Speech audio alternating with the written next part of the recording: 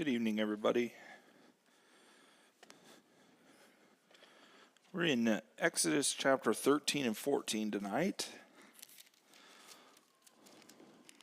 So 13 was supposed to be on Sunday. Since Dave did his talk, I figured let's combine them since it's a pretty short chapter. And the first half of it's primarily just a recap of some of the talk about the Feast of Unleavened Bread and the firstborn consecration and stuff. And so really we'll kind of wrap up the latter part of chapter 13 and then let that lead us into reading chapter 14 as well. And then we can kind of discuss those two chapters together and pick up in chapter 15 and 16 for the next couple of lessons. So those questions are in the back if you want to pick those up when you head out this evening. But let's have a word of prayer and then we'll begin class. Our Father in heaven, we thank you for another day that you have provided to us. We thank you for the blessings that we have here at Brownsburg. We thank you for the brothers and sisters that meet here. We thank you for the blessing we have to study your word together with our brothers and sisters in Christ. Please watch over us and bless our time together this evening. It's in Jesus' name we pray, and amen. All right, Exodus chapter 13. So the first 15, 16 verses here go through a lot of the information that has kind of been repeated in chapter 11 and 12 about the Feast of Unleavened Bread and the Passover. And so he kind of goes through some stipulations for the people that he has for them. So I want to kind of read chapter 13, verse 17, through the end of chapter 14. So we'll kind of read that now, and we'll kind of discuss all of that as one kind of series of events that really happened together. So at the end of our class last week that we had together, Pharaoh has finally decided to let the people go. He's decided to yield to God's power, and the people have set off. They have taken gold and silver and the spoils from the Egyptians, and they are about to head off with the Lord into the wilderness. And so chapter 13, verse 17, let's pick up there with God's people. So verse 17, when Pharaoh let the people go, God did not lead them by the way of the land of the Philistines, although that was near. For God said, lest the people change their minds when they see war and return to Egypt. But God led the people around the way of the wilderness toward the Red Sea. And the people of Israel went up out of the land of Egypt equipped for battle. Moses took the bones of Joseph with him, for Joseph had made the sons of Israel solemnly swear, saying, God will surely visit you, and you shall carry up my bones with you from here. And they moved on from Succoth and encamped at Etham on the edge of the wilderness. And the Lord went before them by day in a pillar of cloud to lead them along the way, and by night in a pillar of fire to give them light, that they might travel by day and by night. The pillar of cloud by day and the pillar of fire by night did not depart from before the people. Then the Lord said to Moses, tell the people of Israel to turn back and encamp in front of Pi-hahiroth, and between Migdol and the sea, in front of Baal-zephon, you shall encamp facing it by the sea. For Pharaoh will save the people. They are wandering in the land, the wilderness has shut them in, and I will harden Pharaoh's heart, and he will pursue them, and I will get glory over Pharaoh and all his host, and the Egyptians shall know that I am the Lord. And they did so. When the king of Egypt was told that the people had fled, the mind of Pharaoh and his servants was changed toward the people. And they said, what is this we have done, that we have let Israel go from serving us? So he made ready his chariot and took his army with him, took 600 chosen chariots and all other chariots of Egypt with officers all over them. And the Lord hardened the heart of Pharaoh, king of Egypt, and he pursued the people of Israel while the people of Israel were going out defiantly. The Egyptians pursued them, all Pharaoh's horses and chariots and his horsemen and his army, and overtook them and camped at the sea by Pi-hahiroth in front of Baal-zephon. When Pharaoh drew near, the people of Israel lifted up their eyes, and behold, the Egyptians were marching after them, and they feared greatly. And the people of Israel cried out to the Lord. They said to Moses, "Is it because there are no graves in Egypt that you have taken us away to die in the wilderness? What have you done to us in bringing us out of Egypt? Is this not what we said to you in Egypt? Leave us alone that we may serve the Egyptians? For it would have been better for us to serve the Egyptians than to die in the wilderness." And Moses said to the people, "Fear not, stand firm, and see the salvation of the Lord, which he will work for you today. For the Egyptians whom you see today, you shall never see again. The Lord will fight for you, and you have only to be silent." The Lord said to Moses, "Why do you cry to me? Tell the people of Israel to go forward. Lift up your staff and stretch out your hand over the sea and divide it, that the people of Israel may go through the sea on dry ground. And I will harden the hearts of the Egyptians so that they shall go in after them. And I will get glory over Pharaoh and over all his host, his chariots and his horsemen. And the Egyptians shall know that I am the Lord, when I have gotten glory over Pharaoh, his chariots, and his horsemen." Then the angel of the Lord, who was going before the host of Israel, moved and went behind them. And the pillar of cloud moved from before them and stood behind them, coming between the host of Egypt and the host of Israel. And there was the cloud and the darkness, and it lit up the night without one coming near the other all night. Then Moses stretched out his hand over the sea, and the Lord drove the sea back by a strong east wind all night, and made the sea dry land, and the waters were divided. And the people of Israel went into the midst of the sea on dry ground, the waters being a wall to them on their right and on their left. The Egyptians pursued and went in after them into the midst of the sea, all Pharaoh's horses, his chariots, and his horsemen.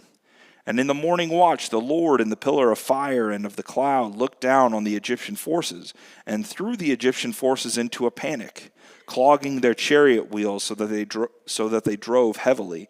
And the Egyptians said, "Let us flee from before Israel, for the Lord fights for them against the Egyptians."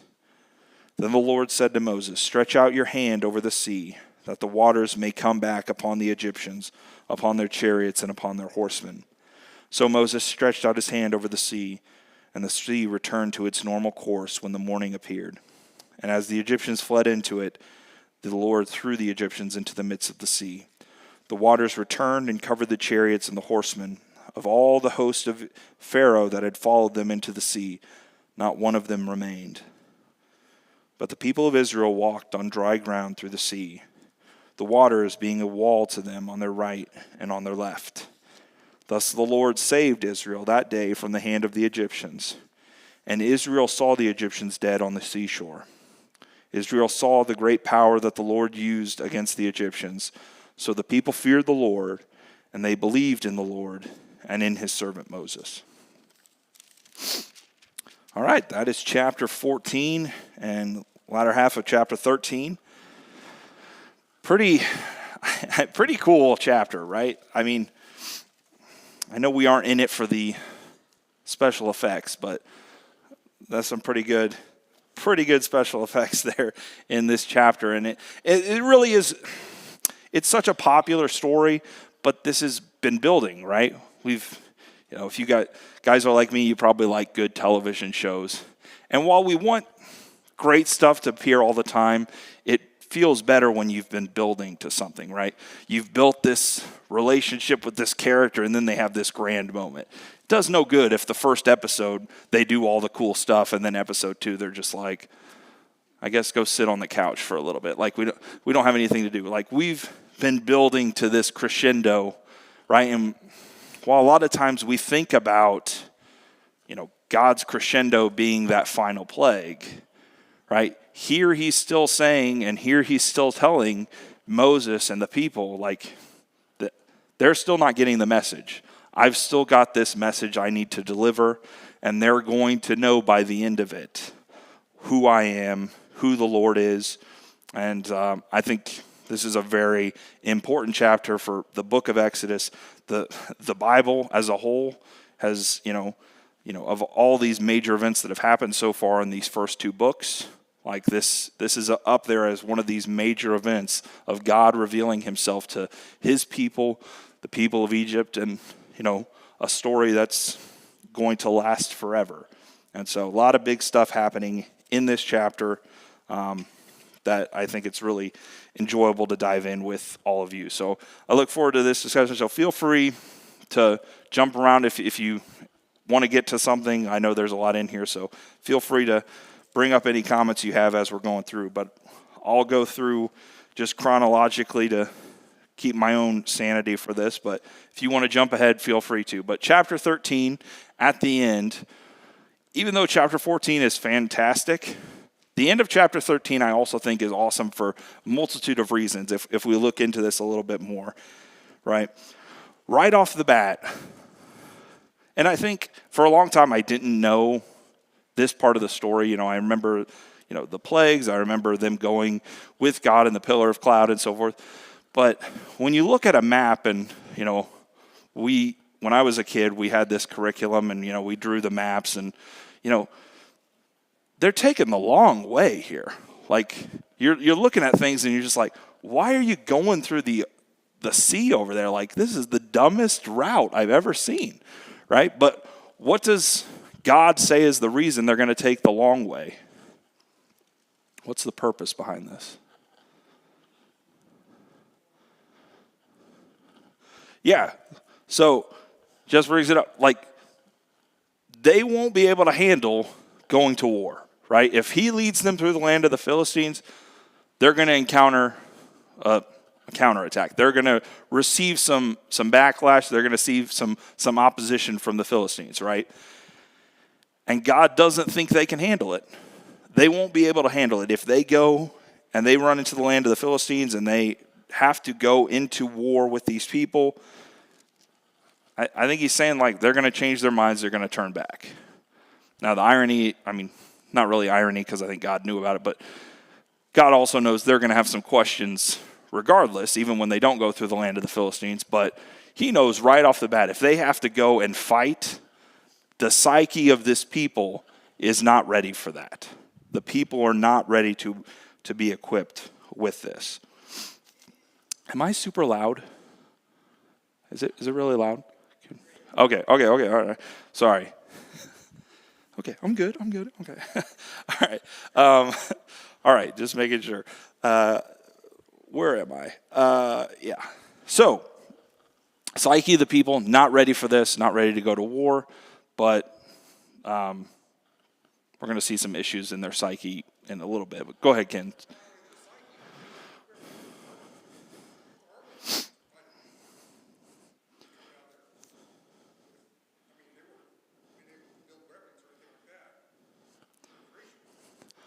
Yeah, I thought that as well, but then in verse 18, it says they went up out of the land of Egypt equipped for battle.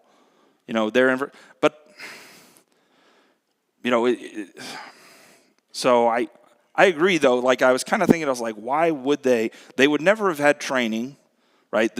They would never have been given the ability to have weapons, to have any sort of ability to defend themselves with any real training, and, to where they would be a functioning army. And with this multitude of people, right, you have to be in line with leadership and who's going to command and all these things. So even if they had weapons, they aren't going to be a really, truly connected, formidable force, even though they had large numbers of people. Yeah, Katrina?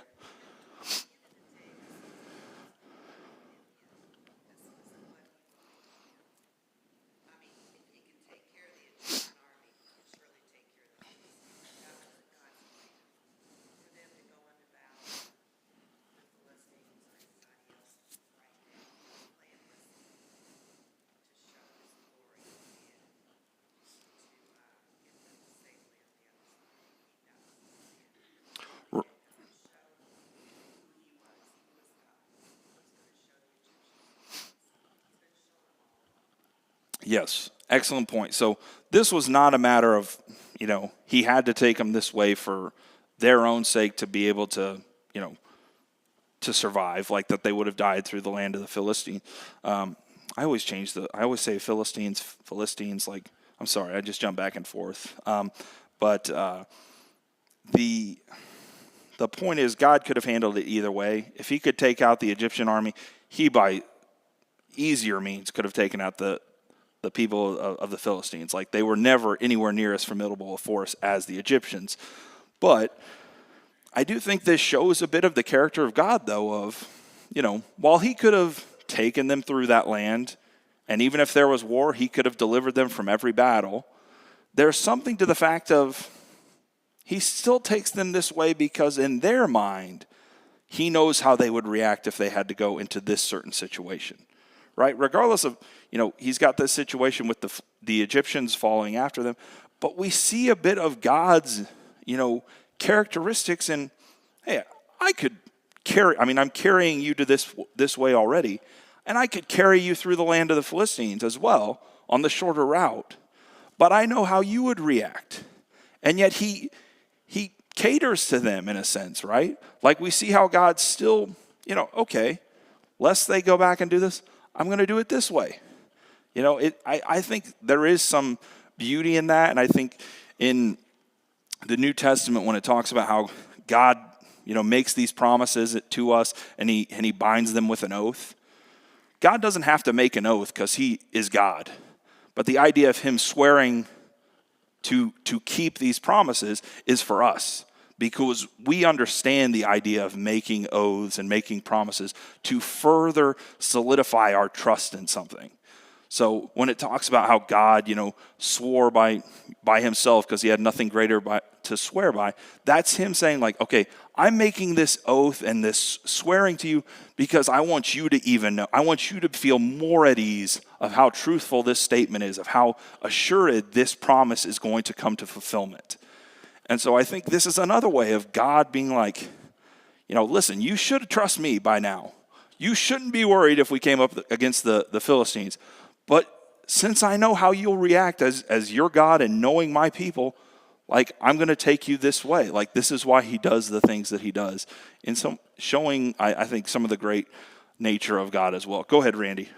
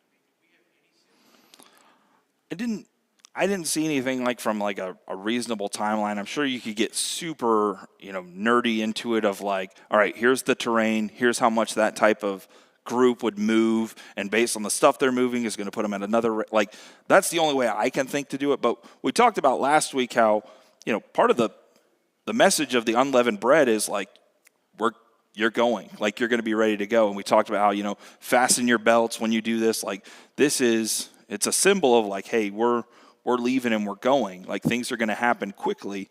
And so I guess I always in my head had it as a period of days, not necessarily, months or weeks or anything like that. But in terms of, the terrain out there and just moving that many people with the technology of that time in terms of, you're just dealing with simple carts and so forth. And they're obviously taking a lot of stuff, not just the people, because they're taking spoils from the Egyptians.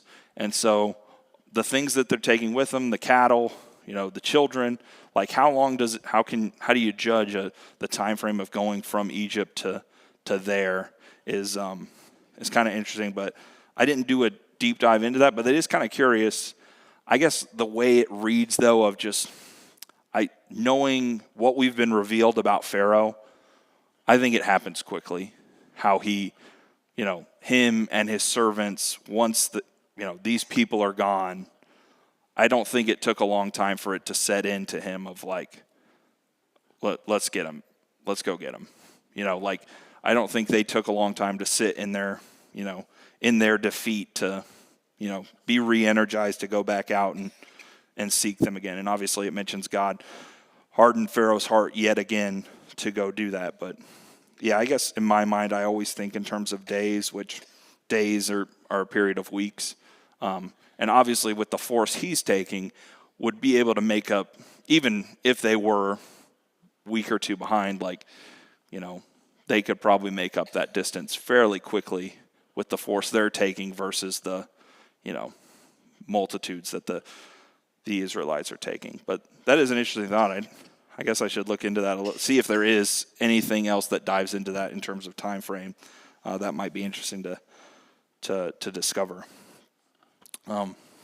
Any other thoughts on that process there? I do think another cool thing about chapter 13, and I know we haven't even got to 14 yet, which has a lot of stuff in. I'd probably say Joseph is one of my favorite characters in the Bible, period. I think his story is so amazing, and even the ending of his story in Genesis 50 and his interactions with his brothers and summing up his life in that phrase, you meant evil against me, but God meant it for good. And kind of that's it's a good encapsulation of what's happening here to this people, right? Like, they've had some bad stuff happen to them, and it is because there was a Pharaoh who arose that didn't know Moses, or didn't know Joseph, didn't know God, right? Didn't know the things that they had done for the people of Egypt and how they had saved them during the time of that famine. And so they forgot that, and so they oppressed these people, and they abused them, and they took advantage of them and made them their slaves. But God made it for good, right? God used that for good. And, a great message for us as well. But Joseph, even though he had gone and he had made a life in Egypt and he had become this great position, right? His last words to his brothers are, you don't leave me here. This isn't my home. This is not where I'm meant to stay. When you leave, and God has promised he's going to take us out of here, I believe he will take us out of here.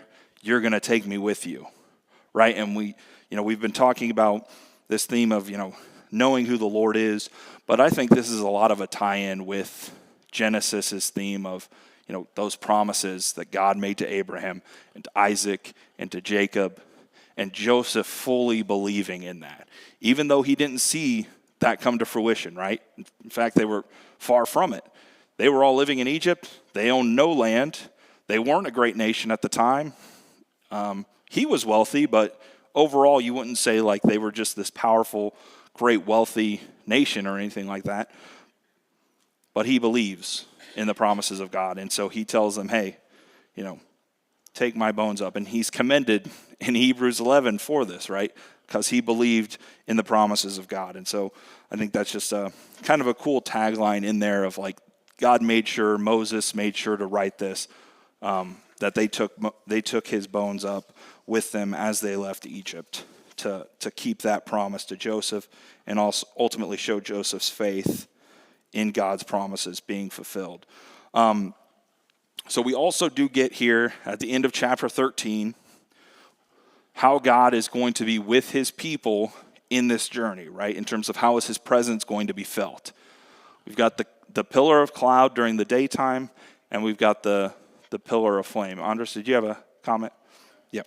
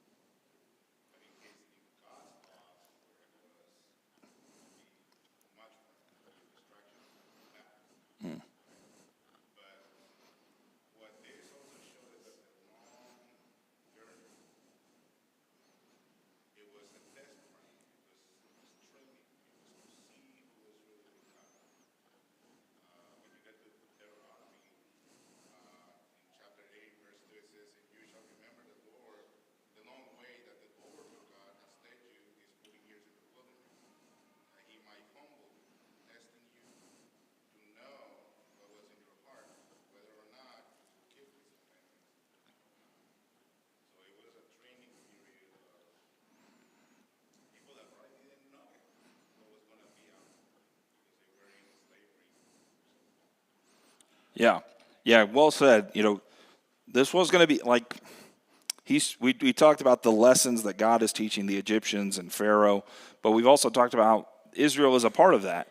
And while Egypt's lesson's about to kind of end here, he's going to put a stamp on this, like Israel is about to be learning more lessons. And they're going to fight against that message constantly. They're going to distrust God constantly, but he is teaching them through this as well. He's trying to reveal himself to them. He's testing them, showing them who he is, and also seeing who they are. And at least from the first group, only 2 people are going to pass, which, as a teacher, I know at that point you're just like, all right, let's curve it a little bit. Let's curve the grade a little bit. I can't flunk everybody in this class, but, that is kind of what's on the horizon here, knowing this story of kind of where it's heading. But then, he's going to have people rise up after that who will enter the land, who will take the land, who will possess what was promised to them. And so, a lot of messaging going to be coming to the Israelites coming forward. And they've gotten a lot of information already, but more is on the way. So, cloud of smoke in the morning. We've got the flames at night, which, God's been telling them he's with them. He's protecting these people. He's delivered them already out of the land. He's, and he's going to, keep delivering them in chapter 14 and forward. But what a comforting thing for them to see. And I think this is part of it, not just for the, leading the way, but for them to feel the presence of God with them, to see the presence of God with them. Like, if the cloud's not there, something's going wrong. But we know if all else is going badly, if everything else is going badly, but the cloud and the pillar of fire are still there and they are still leading us, I know God's leading us, right? I know God is with us. And, you get to those other stories in the Bible and, in Judges and so forth, and, these false ideas of like, well, they take the ark, they steal the ark, and they think this means God is with us. Well, nobody was stealing the pillar of the cloud or the pillar of fire. Like, they weren't going to steal that and take it for their own control. If God was with them, he was showing them he was with them with this.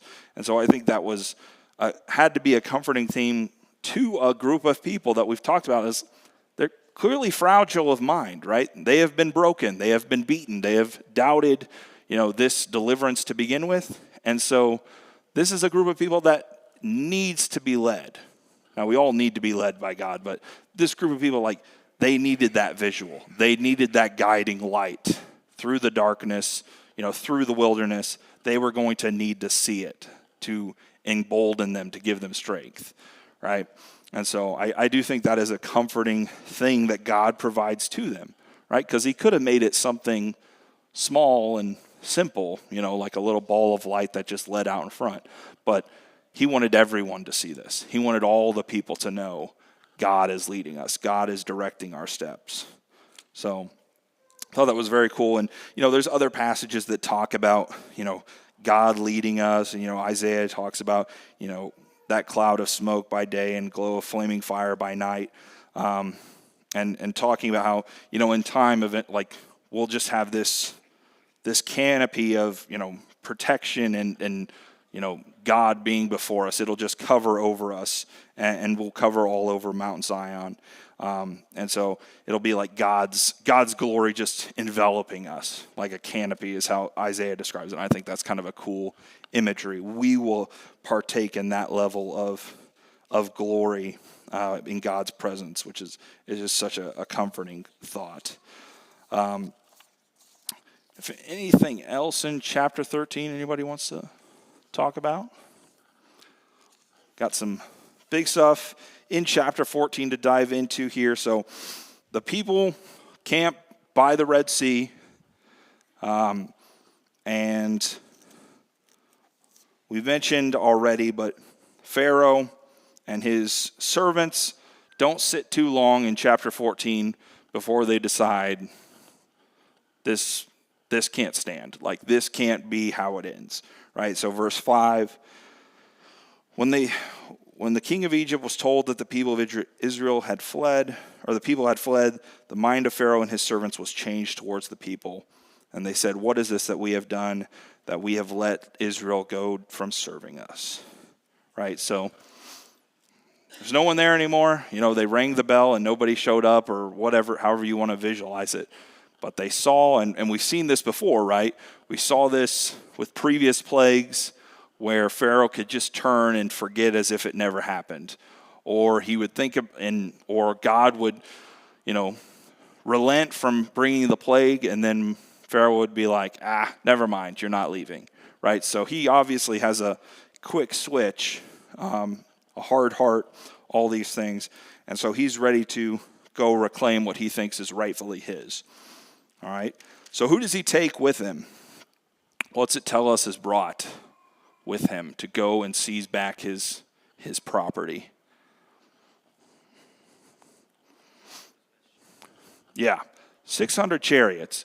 Now, I, for one, I know what a chariot is. I've never seen one, like actually, and certainly never in a force, but whatever I would think of it now, and I'd probably be like, wow, that's kind of cool. Back then, this is part of what made them such a world power. The chariots, right, was back then, and it's crazy now to think of it because you're just like, the weapons of ancient times compared to like what we have now, it just seems insignificant. But then you put yourself in those times of like, fast horses, a small carriage, and, a driver and someone hurling spears or shooting arrows, versus someone who's standing on the ground with a spear. Like, those are insurmountable odds, right?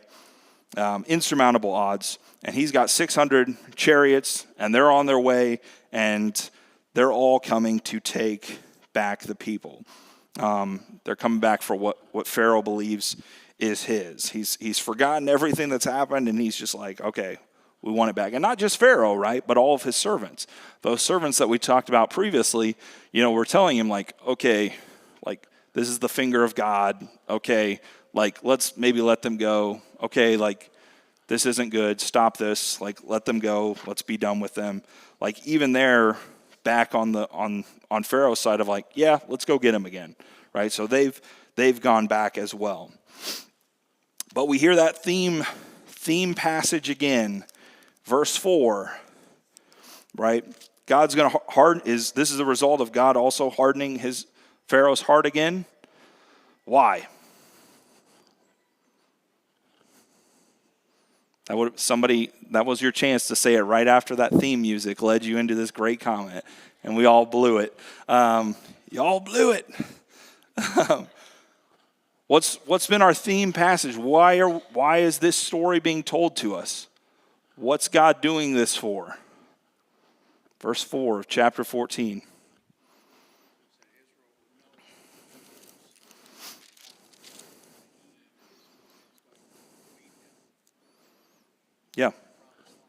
Yeah, and specifically in verse 4, though, it's like, the Egyptians shall know that I am the Lord, right? And by extension, Israel and Pharaoh and Moses and not Abraham, Aaron. Abraham already knows, but right, they will know.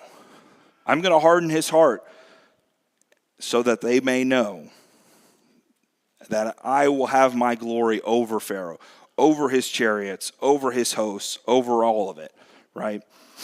So this all has a purpose. It's all continued to have a purpose. Everything God's been doing has a purpose, right? Why Pharaoh's heart was hardened, why Israel is being shown these 10 plagues, why Egypt was shown them, why God is going with them, and why God's allowing Egypt to come after them, right? Because God could have easily struck them and kept them from chasing them at all, but there's a reason he allowed them to pursue them. There's a reason he didn't just totally wipe out Egypt to begin with. He still felt like he had to teach them who he is. And so they pursue him, and then it says Pharaoh and the Egyptians, they draw near, and that leading force, right, that cloud and that flame, now instead of it being ahead, actually went to the back of the company and protected them. Now instead of it being this guiding light, now it becomes a protective shield. And I looked into it a little bit. I don't know if anybody else did, but this passage in verse 19. So the angel of God who was going before them, the host of Israel, moved and went behind them, and the pillar of cloud moved from before them and stood behind them, coming between the host of Egypt and the host of Israel. And there was the cloud and the darkness, and it lit up the night with one coming near let me try that again. And it lit up the night without one coming near the other all night. So I read a couple of things where they think, when the presence of God, the angel of the Lord moves to the back and protects them, creates this barrier. Obviously neither side comes near the other because of this barrier. But I read some references thinking, that the Egyptians were put into total darkness and Israel kind of was able to have this light, this presence of light or whatever. But I thought kind of just that terminology there of the cloud and the darkness, like it wasn't darkness that was leading before the people, right? But it talks about now there's the cloud of light, there's the fire and the darkness here as well. And so I had never kind of remembered that detail of it, but I don't know if it's specifically, hey, God kept the Israelites in this area of light, and and then Egypt's thrown into utter darkness, which would make sense because pretty shortly they're going to be thrown into utter panic and chaos. But I just thought that was kind of an interesting little side note there that I hadn't really picked up on before about the cloud and the darkness. But then we get to verse 21 and we get to the fireworks here, right? And so all this is happening, and while God does this, I guess I kind of skipped over a key portion. How is Israel taking this, right? Before he creates this barrier, how are they doing? Not good, says Gordy, right? Verse 15, before that, verse 13 is what I'm going to say, right? The people are crying, and Moses has to, I guess they're doing more than crying, but they're questioning, right? Is it because this is such a dumb question, and don't get me wrong, if I was there, I would have said something stupid like this too, but is it because there are no graves in Egypt that you have taken us away to die in the wilderness? This is such a dumb question to say, right? Like this, the infuriating nature of this question, right? If you just you've seen all this stuff. God has taken you out. You are out of slavery. You've been brought out of slavery with unbelievable signs that no one has ever witnessed nor ever will witness again. And you think to say in this moment, did you do all this so we could die out here because they don't have anywhere to bury us back there, right? So they're questioning Moses, Aaron, God, like, is this why you did all this? Which very similar to kind of the Moses questioning God after, Pharaoh enacts those harsher judgments on them of, I'm not giving you straw for the bricks. And Moses comes back to God and says, you've not delivered these people at all. why did you come back here just to make their life worse, right? This is how they respond. And, it's like I said, I don't act like I'm better than them because I've asked God the same kind of things based on the way I, act or do foolish stuff. Essentially, I'm asking, what's the point of being a Christian if you're just going to make my life miserable, right? Why did you make me become a Christian? Why do I have to give up my life and things get worse or whatever? Whenever you kind of question God of why things aren't working out the way you want them to or things aren't falling into place the way you think they should, right? But that's what the people are wondering. Why did you go through all this, right? Why did we have to do this? What have you done to us in bringing us out of Egypt? This is a stretch of a connection here, but when you just like stuff so much, you're just like, maybe I'm thinking more about how I can put that in the lesson than actually connecting it to the lesson. But I don't know if any of you have ever seen the movie Braveheart, but it's fantastic. Go watch it. Go watch it tonight. But it's so good. But there's this common struggle in the movie because the main character is trying to, I don't want to spoil it all for you, he's trying to deliver his people out of enslavement. The people of Scotland are enslaved to Britain, and I almost said Egypt. He wants to bring them out of this enslavement, this subjection to Egypt, and make them their own country, make them their own people. And he's trying to lead this rebellion, but all the lords and nobles they just want to get these lands and these gifts and these blessings from England to live their own happy lives and their own wealth. And the character William Wallace says, hey, you're so busy, fighting and squabbling over the scraps from this king's table, you're missing your God-given right to something better, right? And I think we're going to see that a lot from the people of Israel. And I see it a lot in my own life of we get distracted so quickly by other stuff that is much worse. But in the moment, it seems like that's good enough. And I know that it's good and I should like that. And that when we give up God for something simple and physical in this life, we're missing out on this God-given blessing. That's something much, much better. And that's Israel in these moments of doubting God and questioning that we would have gone back to Egypt. They would have treated us better in Egypt. Oh, that we would have died in Egypt, right? And really throughout the course of the Bible, it's this struggle of us settling for less than what God wants for us, right? And needing to understand, and God trying to get us to understand that he's not just this God of power and this God of mercy, but this God of gifts, the great gifts that we really should be pursuing. And yet we are so quickly distracted to turn back to something else, something less.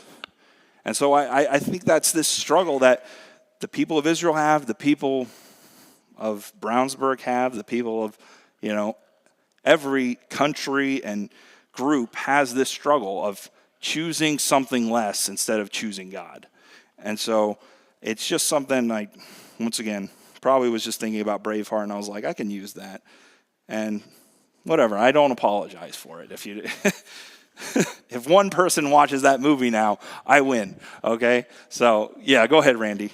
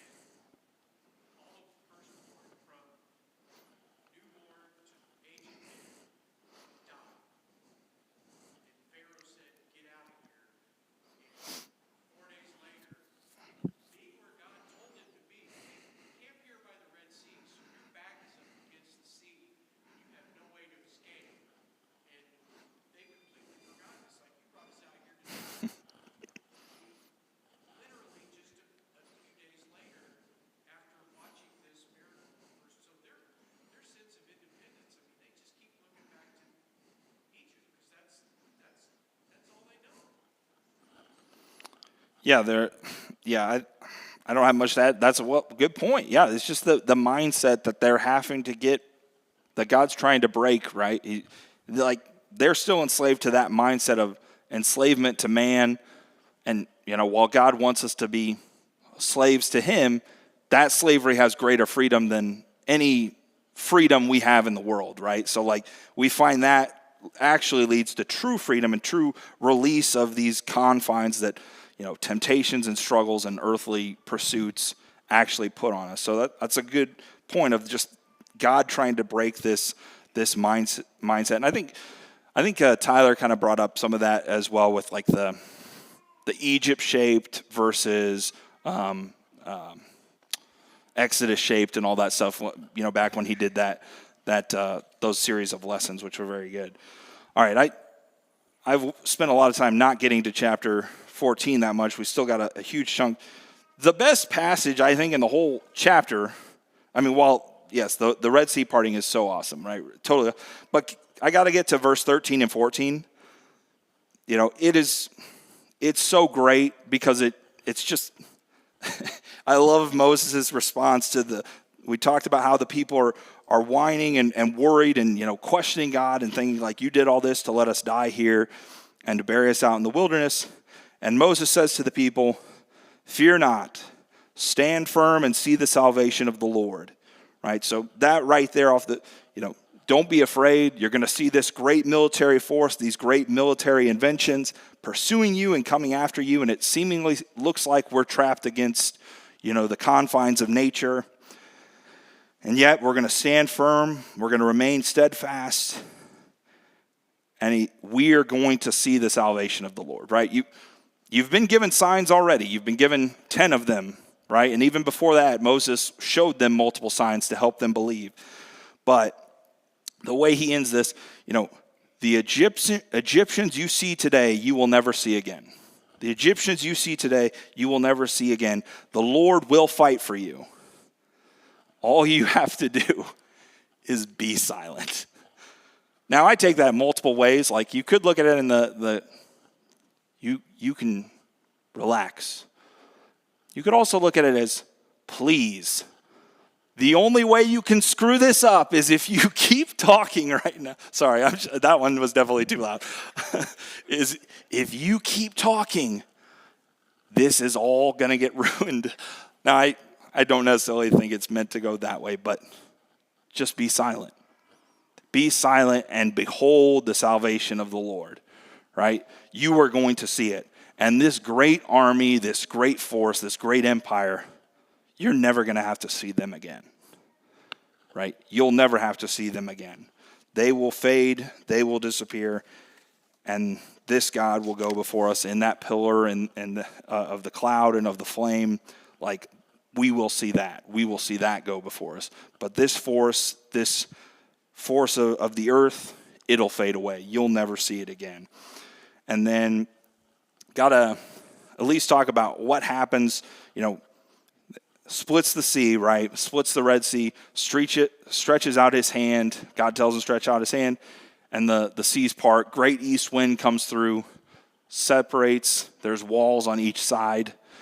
Man, what that might have looked like would have been, what a thing to behold, to see that happen. And, they walk through just on dry ground, right? Which I wouldn't say when you talk about splitting the ocean or splitting the sea there, the greatest part of that is the fact that being able to just walk on the ground underneath, which would clearly be soggy. This is the silly stuff I think about is man, think of how soggy that ground would be underneath the water, but they're just walking across it, right? They just walk across it as if it's dry, normal ground, walls of sea on the side, and then the Egyptians come through.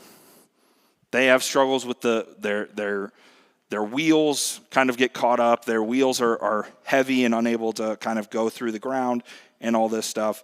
And at the end of it, God closes the ocean or the sea down on the Egyptians, and they saw the salvation of the Lord. They saw the Egyptians dead on the seashore, and they saw the power of God. And I think Tyler hit on this, a little bit, talking about what it means to fear the Lord. But I'm guessing, myself included, that would be terrifying. That you talk about just the fear of something so powerful and so overwhelmingly, displayed. The fear they would feel when moments earlier, hours earlier, they're questioning and saying, did he lead us out here to die? And then you see this great force just swarmed up. Go ahead, Gordy, finish this out. One thing we're going to see later on, not later on, when they go enter the land, we see that the people there know what took place there at the Red Sea. Yeah. And they're fearful. Yeah, right. So the message is getting out, which is good. All right, guys, thanks for your comments. We'll pick up on chapter 15 on Sunday. Thank you, everybody.